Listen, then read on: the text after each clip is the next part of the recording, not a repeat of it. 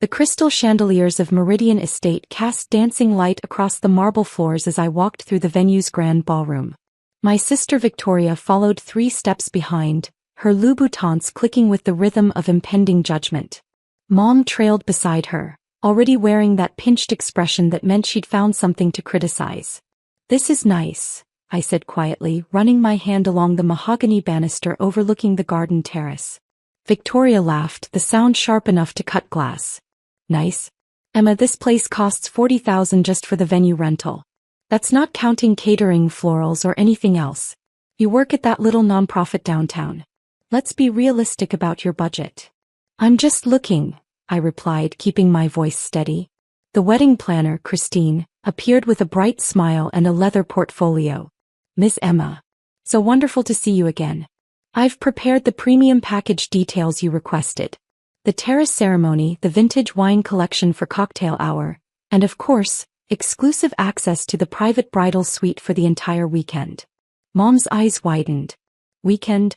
Emma, honey, this is completely out of your league. You make what, $35,000 a year? This venue alone probably costs more than your annual salary." I nodded. "You're probably right, Mom." Victoria circled the room like a shark who'd scented blood. "You know what? This is actually perfect for my engagement party. Derek and I have been looking for something impressive to announce our wedding. Christine, is this available 3 months from now? October 15th. Christine's smile faltered slightly. "Well, I'd need to check with—" "We can afford it," Victoria interrupted, pulling out her black Amex. "Unlike some people, Derek's hedge fund bonus alone could buy this entire estate. Put down a deposit. 50,000, is that enough to secure it?" "Victoria, that's Emma's appointment," Mom said, though her tone carried no real conviction. "Maybe we should." "Mom, please. We both know Emma's just window shopping. She does this all the time, pretending she can afford things to make herself feel better about her sad little life. Remember when she toured those penthouses last year? Or when she test drove that Tesla? It's embarrassing." I felt the familiar tightness in my chest but kept my expression neutral. "It's fine. If Victoria wants the venue, she should take it." Christine looked between us, clearly uncomfortable. "Perhaps we should discuss this separately. Emma, you had mentioned wanting the December date for your own event, and—" "December." Victoria laughed again. "She doesn't even have a boyfriend, Mom. She's literally planning a wedding for an imaginary relationship. This is worse than I thought." Mom touched Victoria's arm but not to stop her. "Victoria has a point, Emma. You've always been imaginative. Maybe you should focus on finding someone first before you start booking venues you can't afford." "I understand," I said quietly.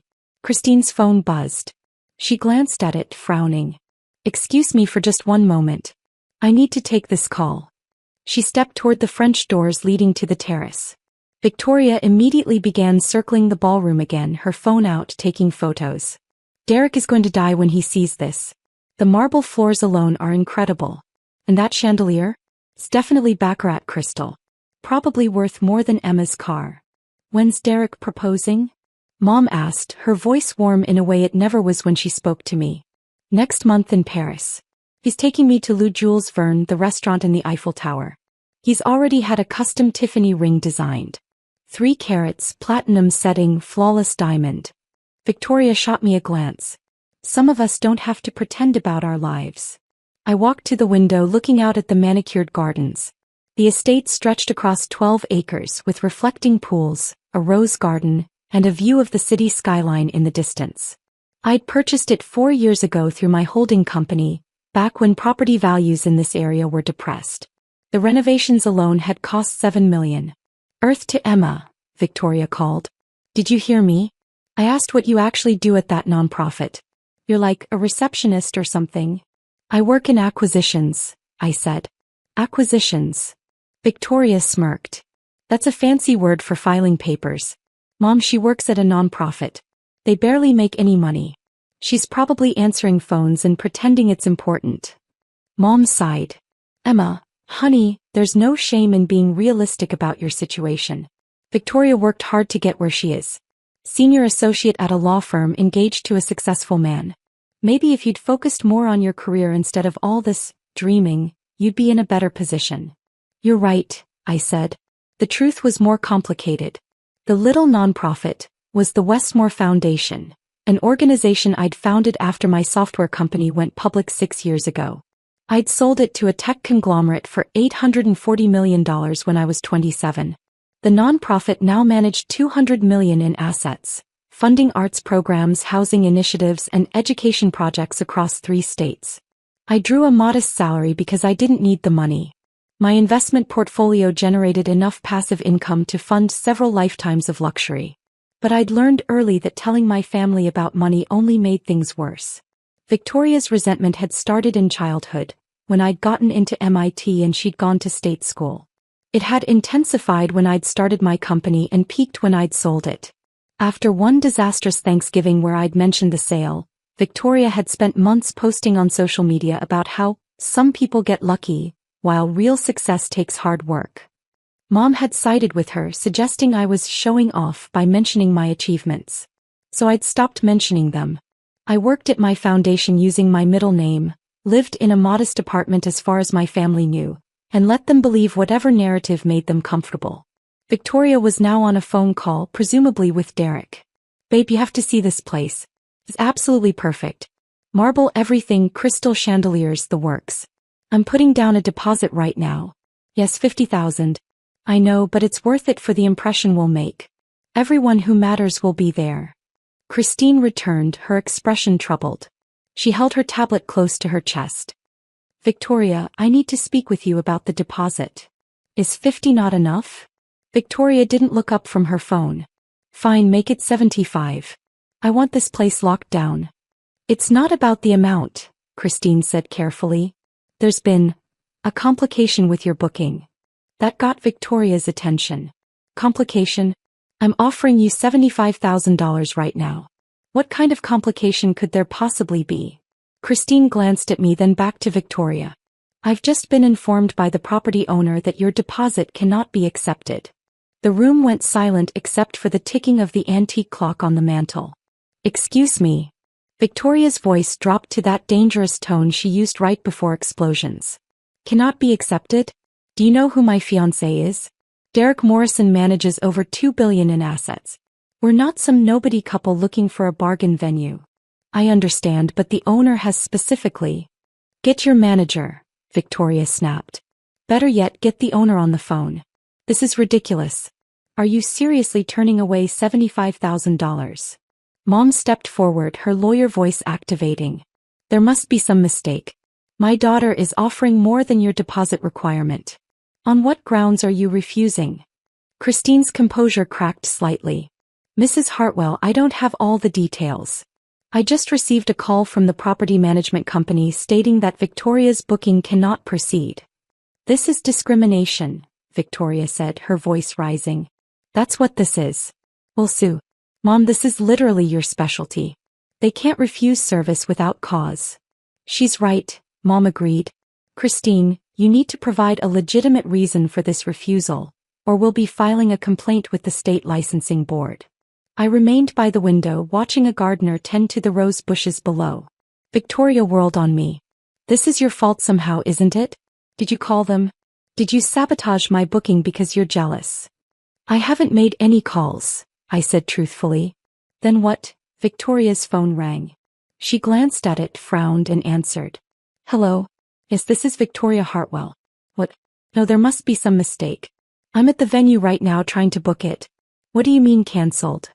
Her face went from confused to pale to bright red in the span of seconds. "High spa day," she said slowly. "At Azure? Tomorrow?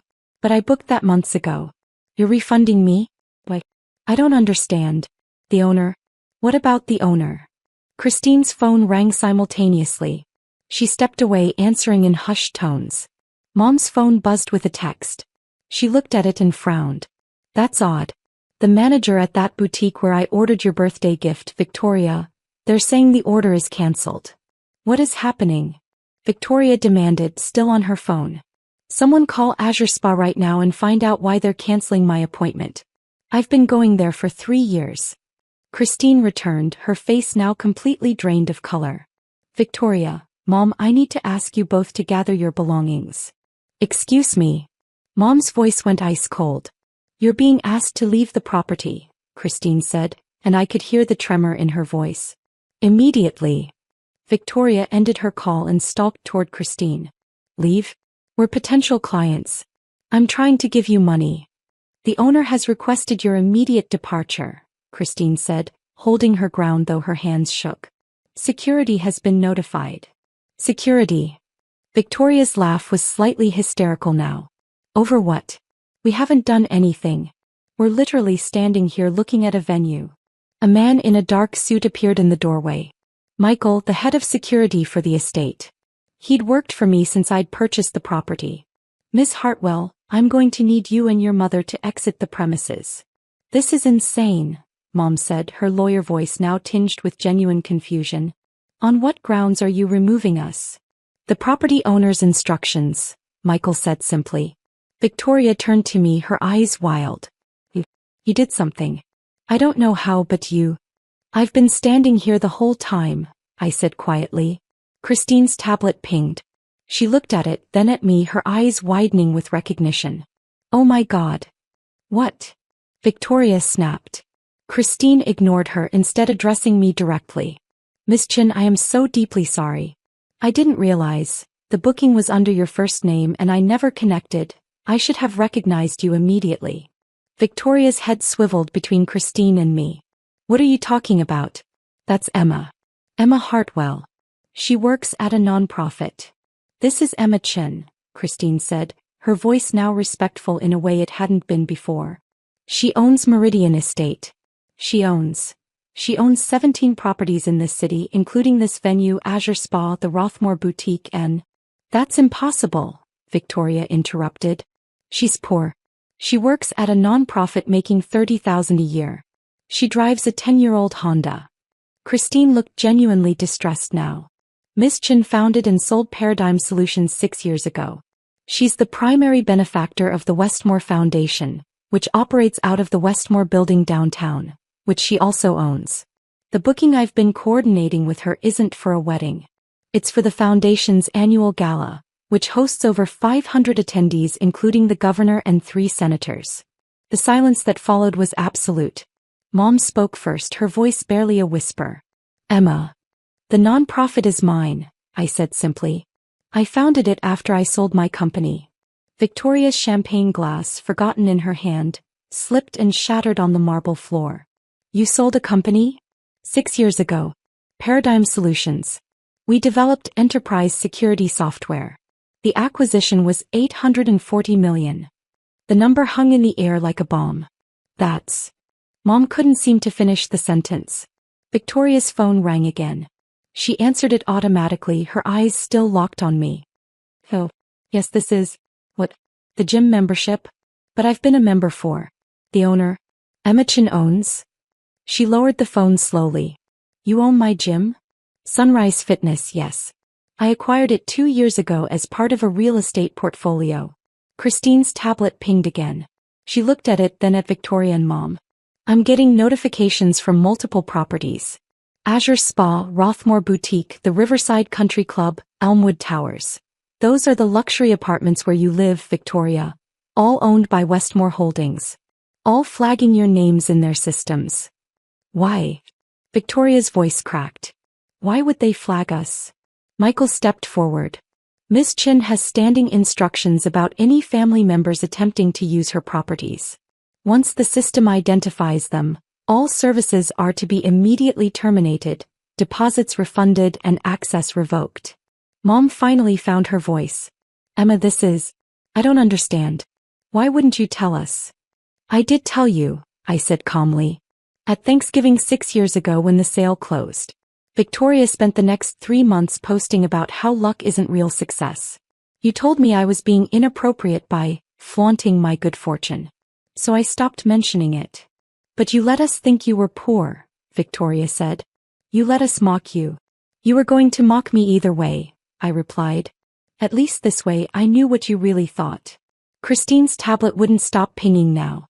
Miss Chin, I'm getting alerts from, it looks like every property in the Westmore portfolio. Gyms, spas, boutiques, restaurants, apartment buildings. The system is flagging 2 names, Victoria Hartwell and Patricia Hartwell. What does that mean? Mom asked, though I could see understanding dawning in her eyes. It means, I said, still looking out at the gardens, that you're no longer welcome at any business I own. Victoria laughed, a desperate sound. You can't do that. You can't just ban us from everywhere. I own 43 properties in this city, I said. Commercial and residential. That boutique where you buy your clothes? Right. The spa where you get your treatments? Right. The gym where you have a personal trainer? Right. The country club where Derek plays golf? I own the building they lease from me. That upscale grocery store you love? I own the property. They have a lease clause that allows me to ban individuals from the premises. Mom's face had gone from pale to gray. Emma, honey, surely we can discuss this. We're family. Family, I repeated the word. Is that what we are? Victoria's phone rang again. Then Mom's. Then Victoria's again. Both of them stared at their screens, watching their carefully constructed lives begin to unravel in real time. That's the leasing office for Elmwood Towers, I said. They're calling to inform you that your lease won't be renewed, Victoria. You have 60 days. 60 days. Victoria's voice went shrill.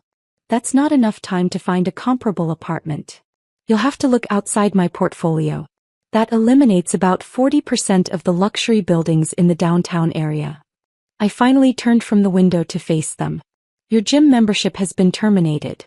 Your spa packages are cancelled. The boutique has closed your account. The country club is revoking Derek's guest privileges.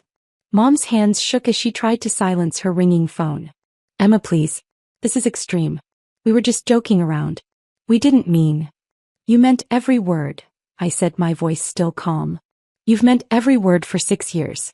Every comment about my sad little life. Every joke about my pretending. Every comparison to Victoria's real success. You meant all of it. Christine stood frozen, her tablet clutched to her chest, clearly wishing she were anywhere else. Victoria's bravado cracked. Hey, fine. We were harsh. Sometimes family dynamics get complicated, but you can't destroy our lives over some comments. I'm not destroying anything, I said. I'm simply choosing not to subsidize people who mock me.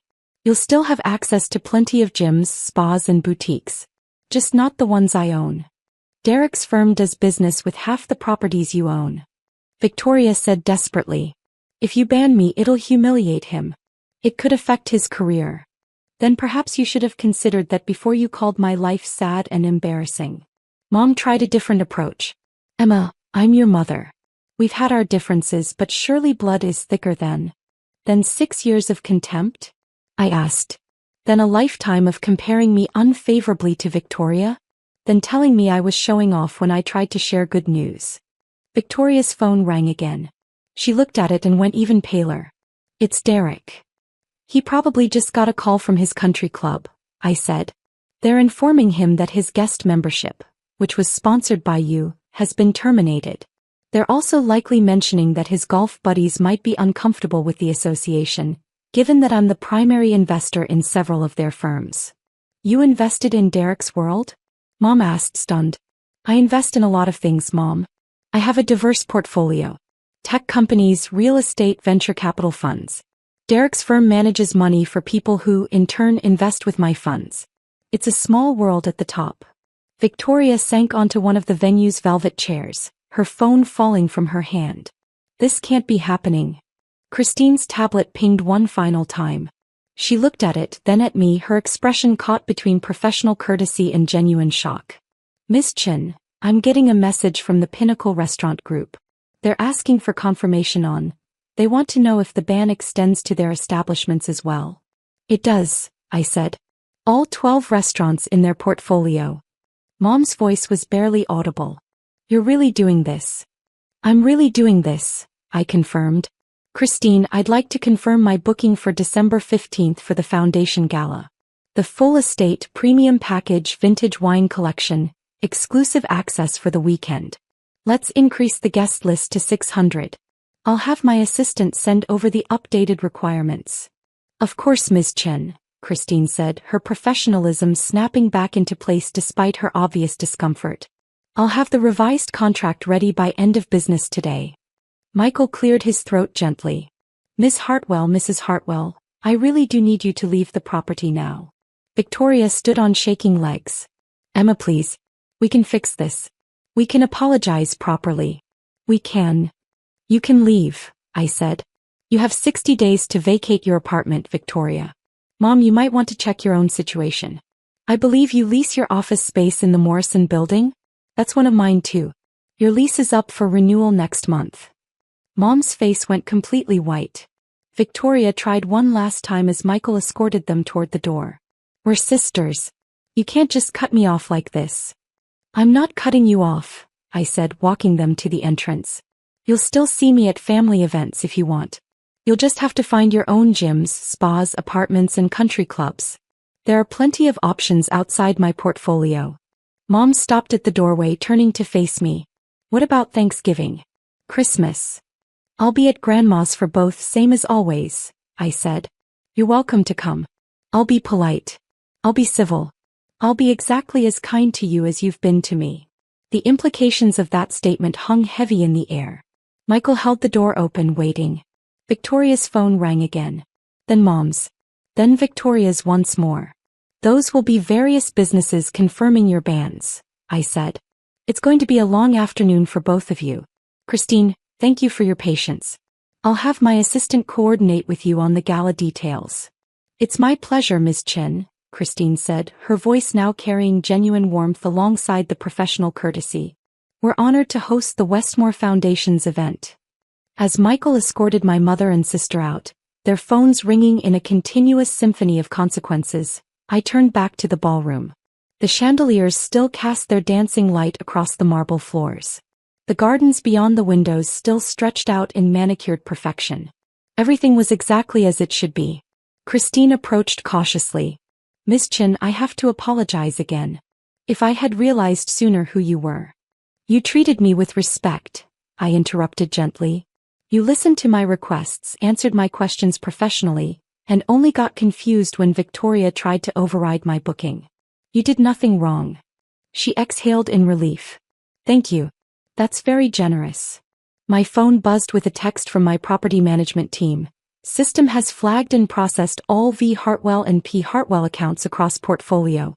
All services terminated, all deposits refunded, all future bookings blocked. Legal standing by for potential pushback. Awaiting further instructions. I typed back. Maintain current protocols. No exceptions. Flag any attempts to book under alternate names or through third parties. Through the window I could see Victoria and Mom in the parking lot.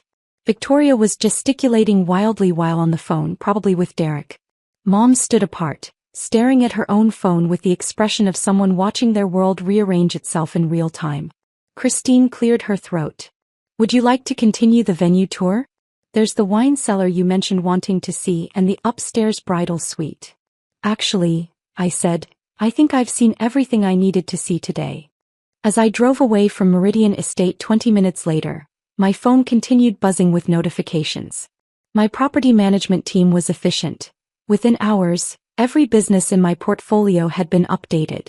Victoria and Mom would spend the rest of their day receiving calls, emails, and notifications as their access to the infrastructure of luxury they'd taken for granted evaporated. Derek called me twice. I didn't answer. He'd figure it out eventually.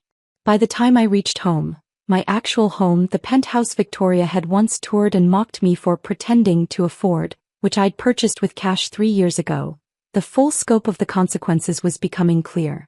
My phone rang. Grandma. Emma dear, she said when I answered. I just got the most interesting call from your mother. I imagine you did. She seems to think you own half the city. Not half.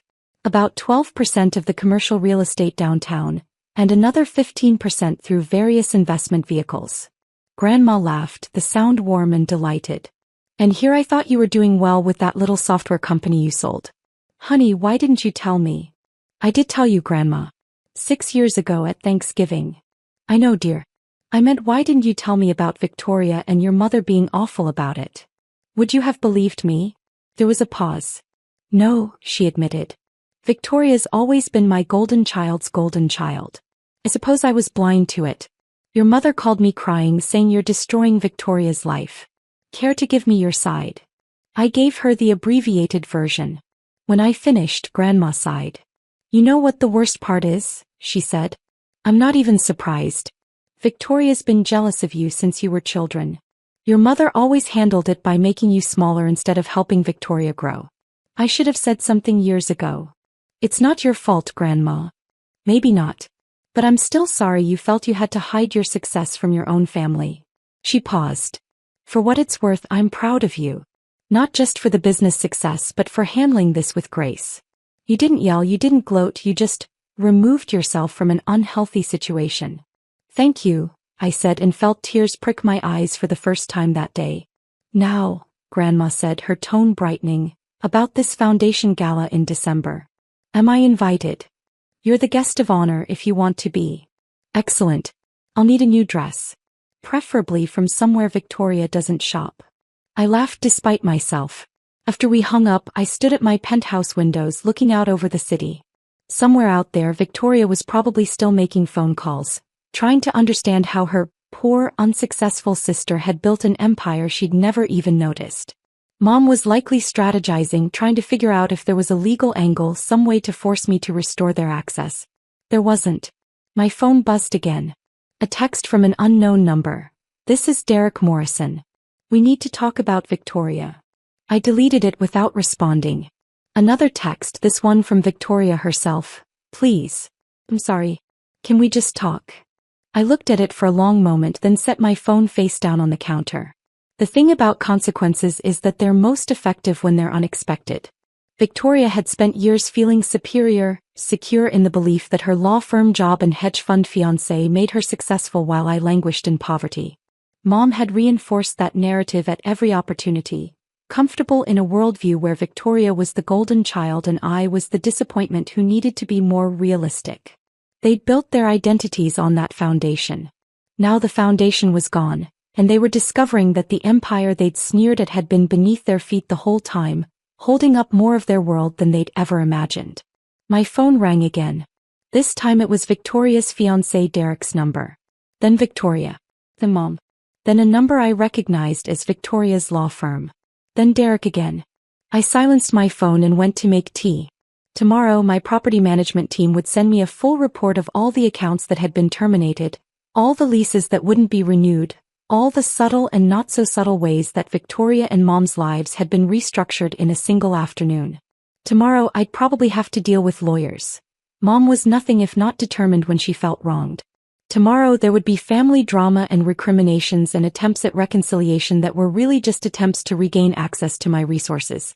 But tonight I stood in my penthouse drinking tea, watching the city lights sparkle below, and felt the unfamiliar sensation of being completely unapologetically myself. No pretending. No hiding. No making myself smaller to make others comfortable. Just Emma Chin, owner of Meridian Estate and 42 other properties, founder of the Westmore Foundation, and a woman who had finally stopped apologizing for her own success. My phone buzzed one more time. A text from Christine at Meridian Estate. Ms. Chin, your contract for the December gala is ready for signature. Also, I wanted you to know, it's an honor to work with you. What you've built is remarkable. I smiled and typed back, thank you, Christine. See you in December. Through the windows, the city stretched out before me, 12% of it mine, all of it full of possibility. And somewhere out there, my sister was finally learning what I'd always known. Success isn't about looking rich. It's about being so powerful that people don't realize you own the ground they're standing on until it's too late.